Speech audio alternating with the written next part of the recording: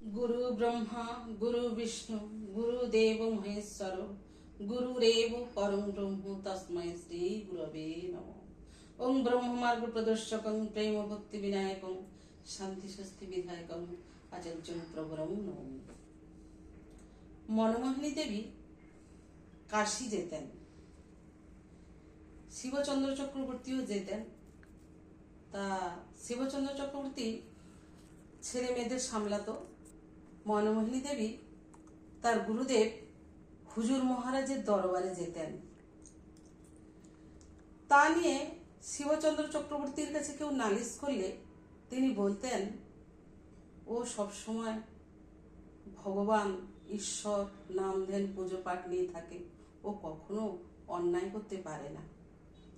তা মনমোহিনী দেবী একবার হুজুর মহারাজকে বলছেন যে, গুরুদেব,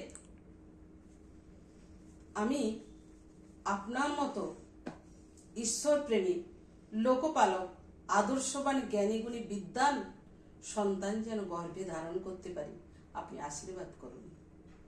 হুজুর মহারাজ আশীর্বাদ করে বলেছিলেন, মা তুমি ভেবো না, তোমার প্রথম সন্তান একজন কালজয়ী মহাপুরুষ জন্মাবে, যে তোমার জীবন সুখ সমৃদ্ধি ও শান্তিতে ভরে তুলবে। মনমোহিনী দেবী হুজুর মহারাজকে আবার একবার বলেছিলেন যে, গুরুদেব, আমি এমন এক জায়গায় বাস করি, সৎসঙ্গ দেব একজন গুরু ভাই পাই না। হুজুর মহারাজ বলেছিলেন, মা তুমি দুঃখ করো না, এমন দিন আসছে তোমার বাড়িতে সৎসঙ্গীতে ভরে যাবে। হুজুর মহারাজের দুটো আশীর্বাদই সত্য হয়েছিল।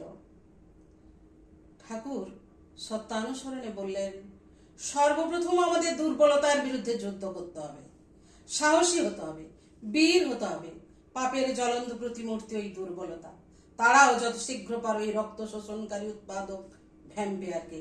স্মরণ করো তুমি সাহসী, স্মরণ করো তুমি পরম পিতার সন্তান। আগে সাহসী হও, অকপট হও, তবেই জানা যাবে তোমার ধর্মরাজ্যে ঢোকবার অধিকার জন্মেছে। শান্তি শান্তি শান্তি।